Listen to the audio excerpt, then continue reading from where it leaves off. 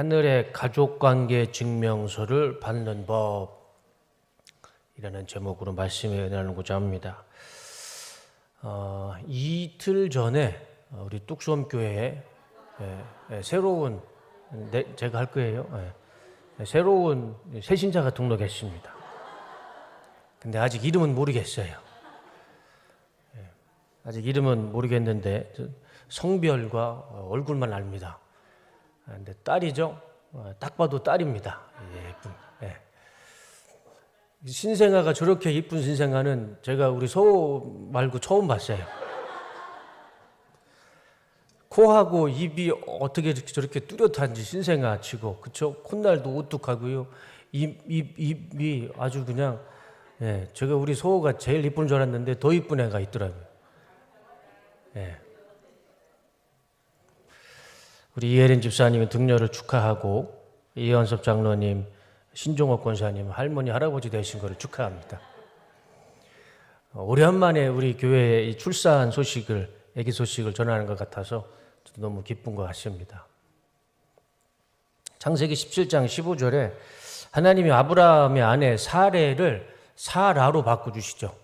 의미가 있어요. 사레는 개인적인 소유입니다. 나의 공주, 나의 아내, 나의 어머니, 그런 의미가 있고, 사라는 그 범위가 넓어져요. 모두의 아내, 모두의 어머니, 모두의 공주라는 의미가 있어요. 그래서 사라를 만인의 어머니, 만국의 어머니라고 하나님이 그 범위를 넓혀주시죠. 그래서 우리 아직 이름은 안 지어졌지만 우리 이원수 장로님의 이 손녀가 이 사라라는 이름처럼 많은 사람들에게 선한 영향력을 끼쳐서 존귀와 권위를 갖는 삶을, 사라와 같은 삶을 살아가기를 주님의 이름으로 축복합니다. 오늘 1절 말씀을 한번 보면 바울이 빌립보 교회 성도들에게 하는 이야기입니다. 근데 호칭이 있어요. 호칭을 세 가지로 얘기를 합니다. 첫 번째, 그러므로 나의 사랑하고 사모하는 형제들. 두 번째, 나의 기쁨이요. 세 번째, 면류가 아닌 사랑하는 자들아. 이게 바울이 빌립보 교회 성도들에게 하는 호칭입니다. 나의 사랑하는 형제들, 나의 기쁨, 나의 면류가 아닌 사랑하는 자들. 바울 서신을 보면, 또 신약 성경을 보면 이렇게 호칭을 아주 구체적으로 세 가지를 들어서 호칭을 하는 구절이 없어요. 이 빌립보 교회 성도들밖에 없습니다. 왜 그럴까요? 왜 바울이 이렇게 빌립보 교회 성도들에게는 이렇게 구체적으로 세 가지 호칭을 비유로 들어서 설명을 했을까요? 제가 빌립보서 1장부터 4장까지 말씀을 드리고 또 요한계시록을 통해서 빌립보 교회를 설명할 때 말씀을 드렸습니다. 바울과 빌립보의 교회는 아주 관계가 깊어요.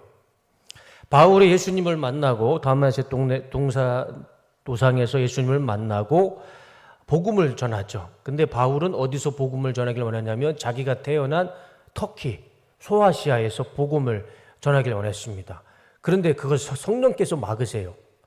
그래서 바울이 어디를 통해서 어디로 갔냐면 드로아, 그냥 터키의 맨 북쪽에 있는 드로아를 통해서 바다를 건너서 마게도냐에 있는 빌립보로 갑니다. 첫 번째 유럽 마게도냐에서 세운 교회가 이 빌립보 교회예요. 그러니까 바울의 입장에서는 가장 처음으로 세운 개척교회인 거죠. 그러니까 바울에게서 이 빌립보 교회는 아주 의미가 깊고 첫사랑인 거죠. 그러니까 이 빌립보 교회 성도들한테는 이렇게 나의 사랑하는 형제들, 나의 기쁨, 나의 면류가 아닌 사랑하는 자들이라는 표현을 쓰면서 편지를 썼던 것입니다. 바울이 로마 감옥에 투옥됐을 때 이 빌립보 교회 성도들이 누구를 보내냐면은 에바브로디도를 보내서 옥바라지를 해주죠. 필요한 돈도 필요한 옷도 그게 다 빌립보 교회의 성도들이 해줬던 겁니다. 그러니 바울은 유독 빌립보 교회를 사랑할 수밖에 없죠. 첫사랑이니까. 저도 3개의 교회, 뚝섬교회까지 치면은 4개 교회의 담임 목사를 했었습니다. 첫 번째는 2011년 12월에 13여단 111일대 여호수아 교회에서 처음으로 담임 목사를 했고, 두 번째는 이제 11사단 구여단 교회에서 구여단 본부에서 투호갈렙 교회에서 담임 목사를 했고, 그리고 저기 유성에 있는 자운대에 있는 정보통신학교 봉학교에서 담임 목사를 했고, 그 봉학교에서 우리 성도님들이 정말 감사하게 저 같은 목사를 청빙해 주셔서 지금은 뚝섬교회 담임 목사로 섬기고 있습니다. 4개 교회에서, 나머지는 뭐 제가 부사역자니까, 이 4개 교회에서 가장 기억에 남는 교회는 참 다 기억이 남지만, 다 감사하지만 그래도 첫 번째 교회가 기억이 제일 남는 것 같아요. 이 첫 번째 경험, 첫 번째가 가장 기억이 남는 것 같습니다. 첫 번째 교회가 13여단 112대대 여호수아 교회인데, 제가 그 교회는 왜 기억에 남냐면 2011년 11월에 제가 목사 안수를 받고 한 3주 후에 바로 그 교회에 가서 담임 목사 첫 예배를 인도했습니다. 12월 첫 주였는데 그때 막 예배 시간에 막 제 몸이 막 떨린 거예요.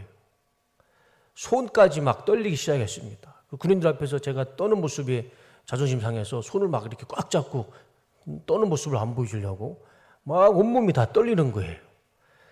그게 성령의 역사하심이었으면 참 좋았을 텐데, 너무 추워서 막 제 손이 막 떨리는 거예요. 그 떨리는 모습을 제가 보여주고 싶어서 막 손을 꽉 잡고 설교했던 기억이 있습니다. 12월인데 그 교회에 온풍기에 기름이 없었어요. 그러니까 군인들이야 뭐 내복 입고 깔깔이 입고 스키파카 입고 자기들은 든든하게 입고 왔고, 저는 양복 하나만 입고 예배를 인도하려니까 너무 추운 거예요. 막 떨면서 설교를 하면서 그때 하나님 앞에 참 돌이킬 수도 없고 이것이 군성교구나라는 생각을 했었죠.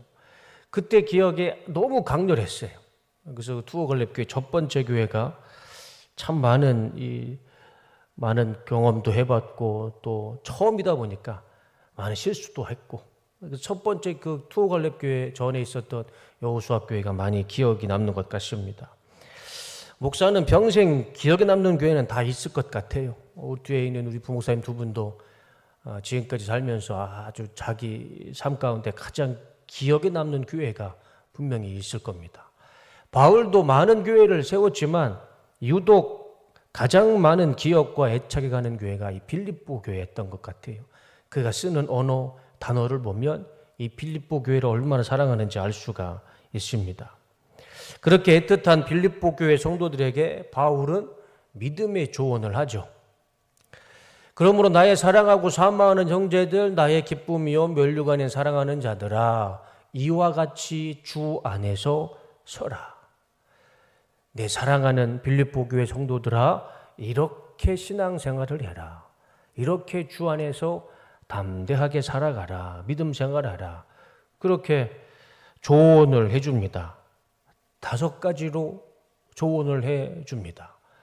그런데 5가지를 다 할 수가 없어서 너무 많아서 오늘은 2가지만 말씀을 보도록 하겠습니다. 2가지 말씀을 보고 우리도 그 말씀대로 살아갈 때 우리도 믿음 안에서 주 안에서 굳건하게 서서 살아가는 성도의 삶이 될 줄로 믿습니다.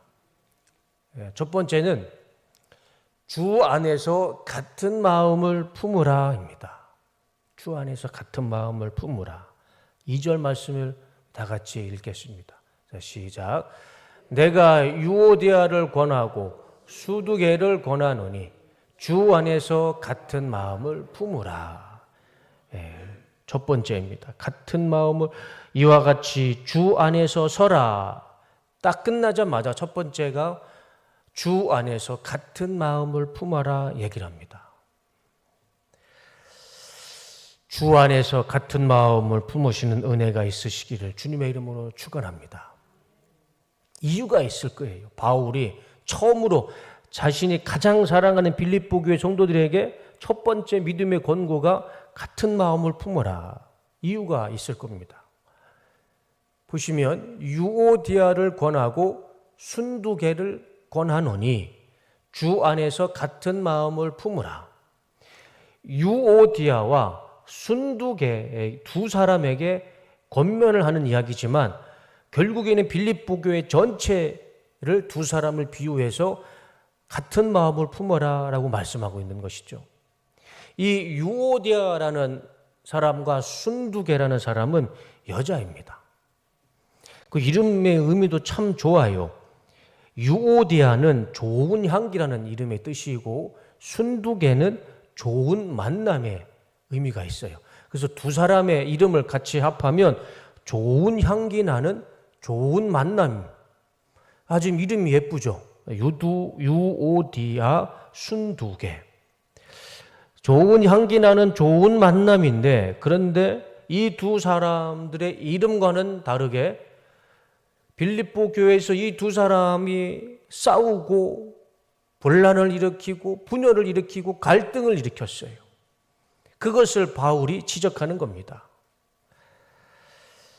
빌립보 교회 시작을 보면 사도행전 16장에 등장하는 이 루디아라는 여자를 시작으로 빌립보 교회가 시작됩니다. 빌립보 교회의 루디아라는 여자의 집에서 모여서 교회가 시작이 돼요. 그러니까 빌립보 교회 시작에는 여자들의 여성의 권위와 위치가 굉장히 큽니다.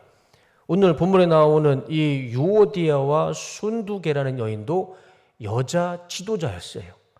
그러니까 빌립보 교회에는 루디아, 유오디아, 순두개라는 이 여자가 핵심적인 리더였습니다. 그런데 이 두 사람에게는 어떤 문제가 있었는지는 모르겠지만 두 사람에게는 심각한 문제가 있었던 거죠. 그 문제가 뭔지는 성경에는 기록되어 있지는 않습니다. 문제가 어떤 건지는 모르겠지만 그 문제 때문에 나타나는 결과는 우리가 정확하게 알 수가 있어요. 그 결과가 뭐였냐면 교회가 분열된 거예요. 갈라진 거예요. 하나가 되지 못했습니다. 유오디아와 순두개 이 두 명의 여성 지도자들의 싸움 때문에 교회가 지금 큰 어려움과 문제가 생겼던 것은 우리는 알 수가 있는 것이죠. 그래서 바울은 이 두 사람의 이름을 이야기하면서 이렇게 얘기를 하는 거예요. 내가 유오디아를 권하고 순두개를 권하노니 주 안에서 같은 마음을 품어라. 두 사람 때문에 싸우고 분열하지 말고 두 사람도 화해하고 빌립보 교회도 주 안에서 같은 마음을 품어라.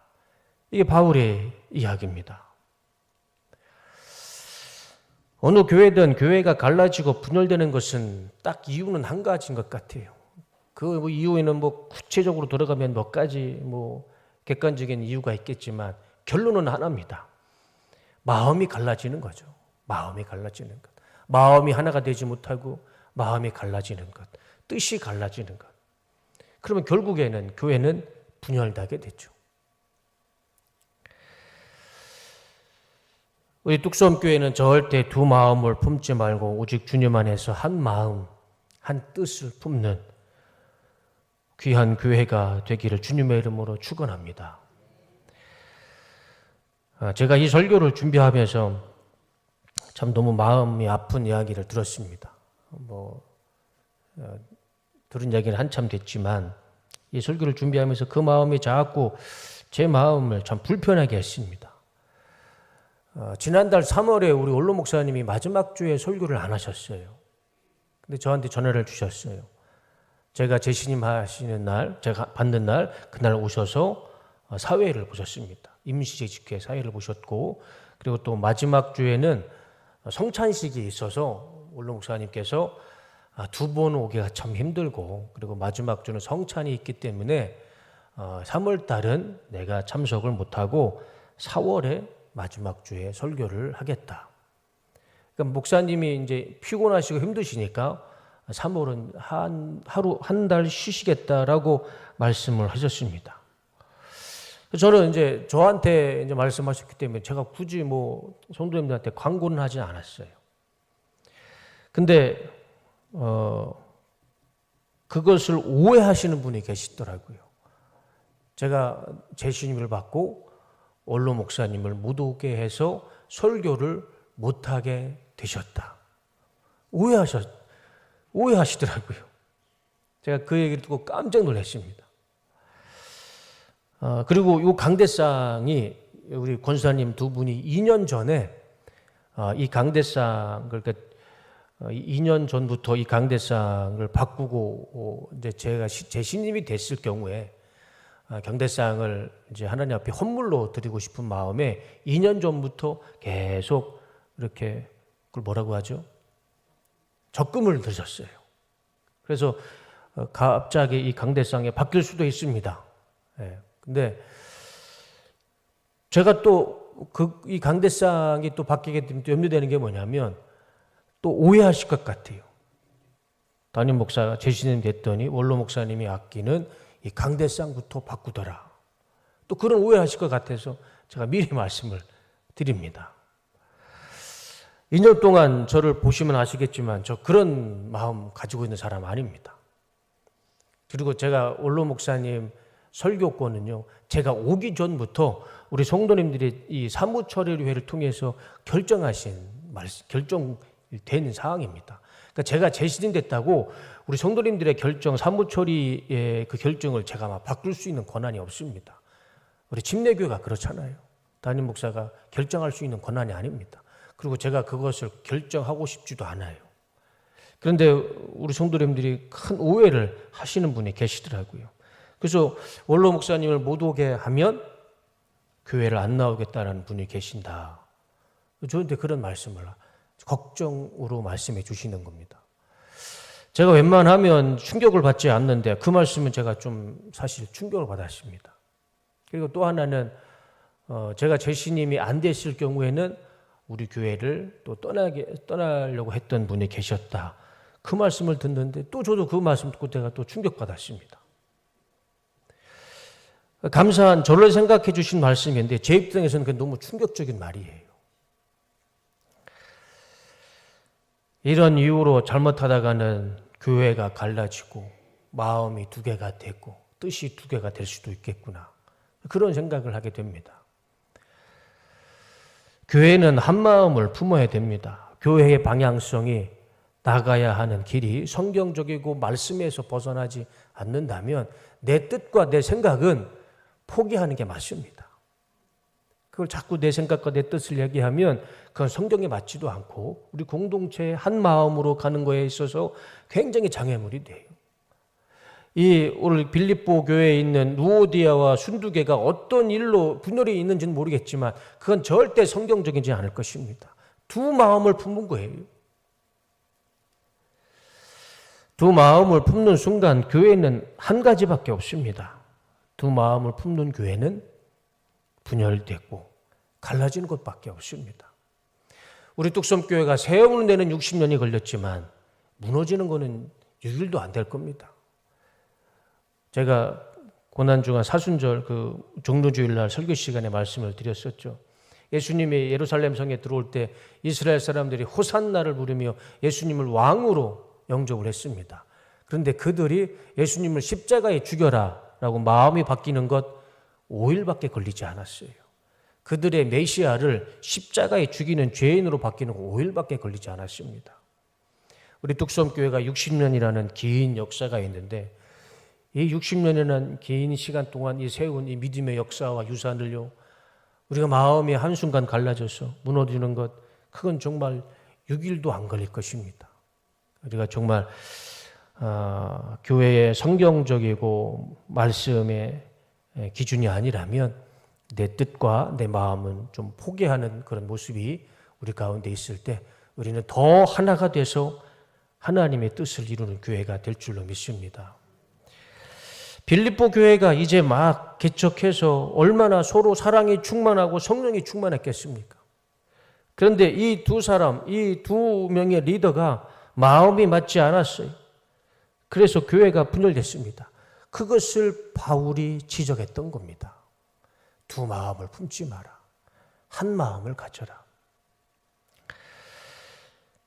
저는 교회를 피아노라고 생각을 합니다. 제가 피아노를 잘 치는 것도 아니고 치지도 못하는데 저는 교회를 피아노라고 생각을 해요. 피아노 건반이 제가 보니까 88개더라고요. 88개. 제가 오범 전문의 앞에서 정말 제가 피아노를 얘기하는 게 참 죄송스러운데 88개 견반이 있죠. 근데 저 피아노는 저 중에서 한 개만 가지고 연주를 못합니다. 저 88개를 다 눌렀을 때 연주가 되는 것이죠. 그리고 저 88개 건반이 같은 화음, 같은 박자, 같은 선율, 같은 빠르기로 쳤을 때 그것이 연주가 되고 음악이 되는 것이죠. 아무리 뛰어난 연주자가 연주자가 저거 앉아서 건반을 쳐도요, 우리 최고의 피아니스트 우리 김경영 형제가 피아노 연주를 하더라도요, 저 건반이 자기 마음대로 막 움직이고 그러면 연주를 할 수가 없어요. 아무리 좋은 연주자라도 건반이 자기 마음대로 움직이면, 자기 마음대로 소리를 내면 연주가 안 돼요. 교회가 그런 것 같습니다. 교회가 많은 음을 내는 이 88개의 음이 같은 화음과 같은 박자, 같은 선율, 같은 빠르게, 같은 소리를 냈을 때 하나님의 뜻을 이루고 하나가 되고 하나님 앞에 정말 아름다운 선율로 찬양도 하고 예배도 드리고 영광을 올려드리는 그런 교회가 되지 않을까. 그래서 교회는 피아노고 피아노는 교회와 같은 것 같습니다. 제가 몰랐는데 이 Stairway and 이 Songs라는 저 상표가요, 피아노 중에 제일 비싼 브랜드라더라고요. 특히 보통 뭐 억이 넘더라고요. 굉장히 고가이고 품위가 있는 피아노인데 우리 뚝섬교회가 이왕이면 저 피아노처럼 품위 있는 교회와 품위 있는 우리 성도님들의 삶이 되시기를 주님의 이름으로 축원합니다. 그리고 또 품위 있는 목사가 되도록 노력하겠습니다. 두 번째는 복음에 힘쓰는 동역자를 도우라입니다. 3절 말씀을 다 같이 한번 읽어보겠습니다. 시작.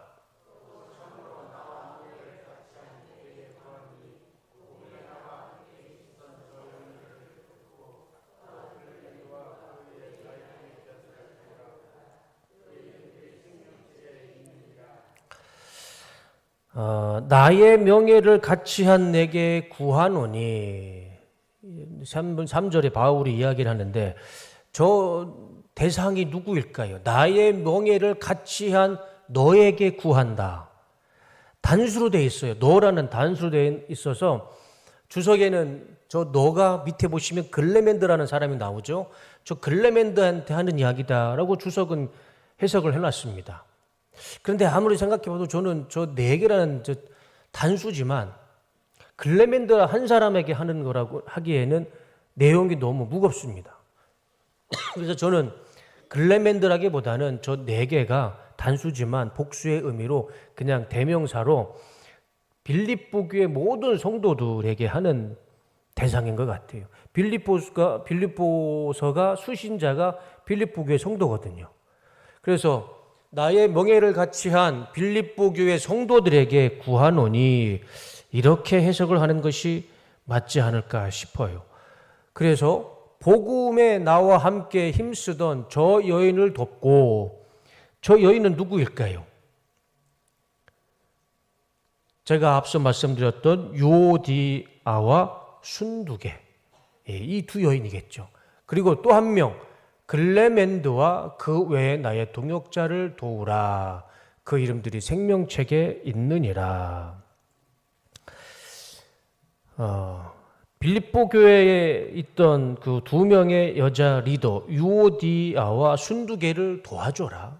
그들이 비록 싸우고 있지만 그들을 도와주고, 또 한 사람, 이 글레멘드와 그 외에 다른 동역자를 도우라 라고 말씀하죠. 이것이 성경 주 안에서 곧게 서는 것이다 라고 말씀하고 있습니다. 자, 글레멘드라는 사람이 누구일까요? 저도 이 말씀을 준비하면서 글레멘드라는 사람을 좀 찾아보고 연구해 봤는데 성경에 글레멘드라는 사람의 정보가 없습니다. 그런데 글레멘드라는 사람의 정보는 없지만 이름의 뜻은 알 수가 있어요. 그 뜻이 뭐냐면 온유한, 자비로운, 너그러운의 의미가 있습니다. 그리고 이 글레멘드라는 이름은 그 당시 아주 흔했던 이름이라고 합니다. 예수라는 이름이 그 당시 아주 흔했던 이름이었습니다. 그것처럼 이 글레멘드라는 이름도 아주 흔한 이름이었고 어느 신분에 많이 쓰였냐면 노예 신분에 많이 쓰였던 이름이 이 글레멘드라는 이름이었다고 합니다. 그러니까 이 이름만으로 정보를 생각해 보면 이 글레멘드라는 사람은 신분이 높은 사람은 아니었을 겁니다. 왜냐하면 노예 신분에서 주로 쓰였던 이름이기 때문에 높은 신분의 사람은 아니었지만 분명한 사실은 바울이 그 사람을 빌립보 교회의 동역자라고 이야기해 줍니다. 그러니까 빌립보 교회의 리더가 리더라는 것을 우리가 생각해 볼 수가 있죠. 그러니까 바울은 빌립보 교회의 지도자 3명을 말합니다. 남자로 얘기하는 글레멘드, 그리고 지금 서로 싸우고 있지만 여자 지도자였던 유오디아와 순두계, 그리고 그 밖의 동역자들을 빌립보 교회 성도들은 도와줘라. 그것이 주 안에서 굳게 서는 것이다 라고 말씀해 주고 있는 것입니다. 그러면 이 말씀의 기준으로 지금 우리 가운데 동역자는 누구일까요? 동역자. 이 자리에 있는 우리 모두가 동역자입니다. 그 기준이 이거예요. 보시면 복음에 나와 함께 힘쓰던, 복음을 함께 힘쓰는 사람은 누구나 다 동역자인 것입니다. 목사와 전도사라고 해서 동역자가 아니고요. 복음을 위해 힘쓰는 사람은 모두가 다 동역자인 것입니다. 그래서 우리 뚝섬교회 성도님들은 서로가 동역자이기 때문에 서로가 서로를 도와줘야 맞습니다. 복음을 위해 힘쓰는 것이 목사하고 전도사뿐만 아니라 우리 성도님들도 다 힘쓰지 않습니까? 직분을 가지고 헌신하며 봉사하는 우리 성도님들이 다 복음을 위해 힘쓰는 동역자들입니다. 바울의 동역자, 예수님의 동역자, 우리 서로는 다 동역자입니다. 그러면 서로가 서로를 도와줘야죠. 그것이 우리가 주 안에서 굳게 서는 것입니다. 그리고 마지막으로 우리가 정말 잊지 말아야 할 아주 중요한 말씀이 있죠. 3절 마지막 절에 그 이름들이 생명책에 있느니라. 복음을 힘쓰는 자는 그들은요 생명책에 이름이 기록되어 있는 자다라고 말씀하고 있습니다. 생명책이 무엇일까요? 생명책.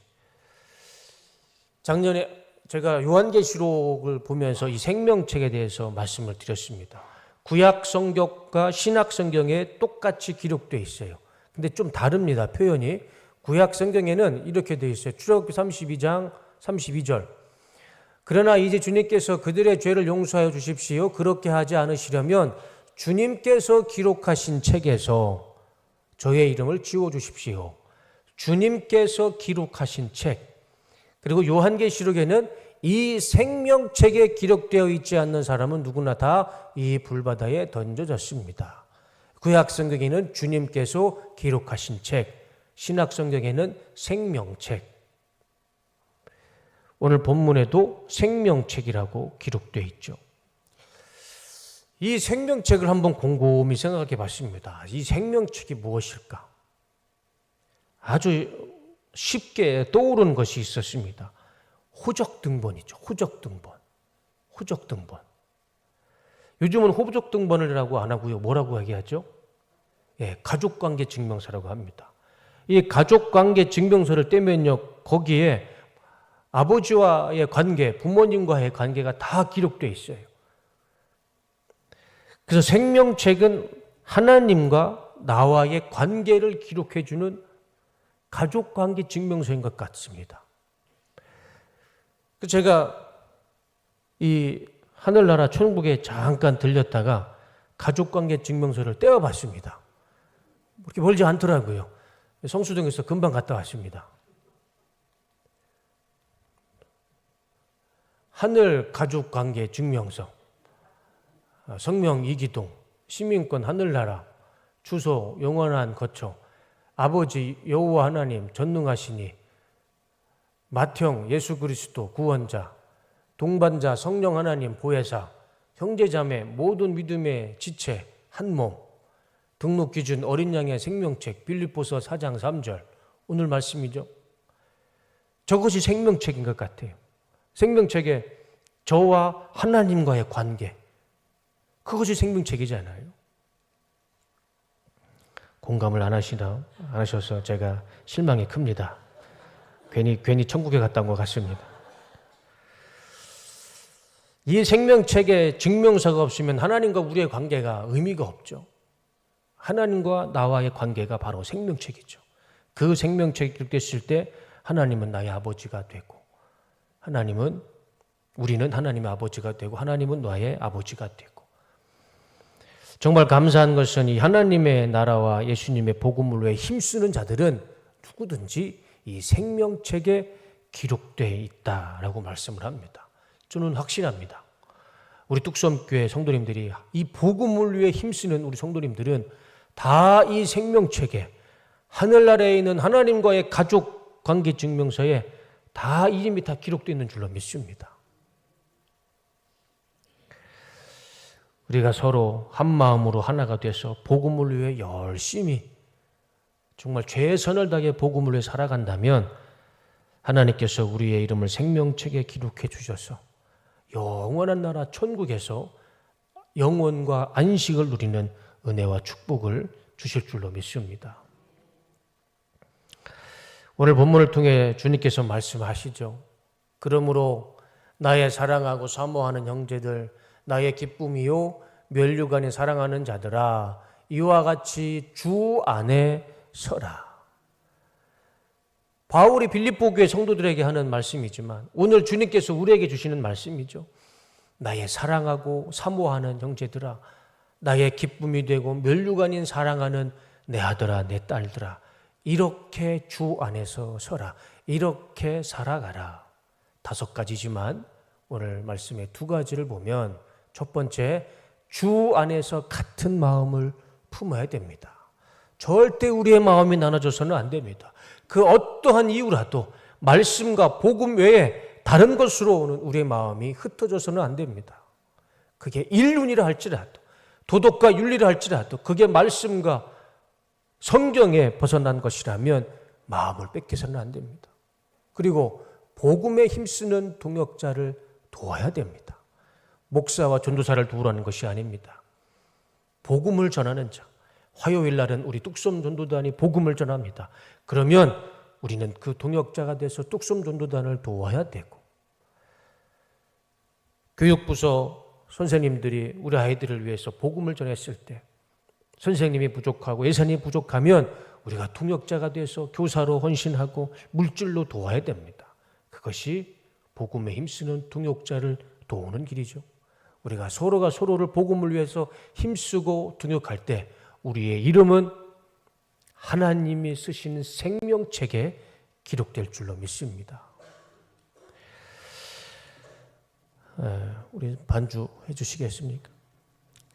앞으로 3가지가 더 있지만 오늘은 이 2가지 말씀을 붙잡고 하나님 앞에 기도하길 원합니다. 주 안에서 우리는 믿음으로 온전히 서기를 원합니다. 그러기 위해서는 주 안에서 꼭 한 마음을 품어야 됩니다.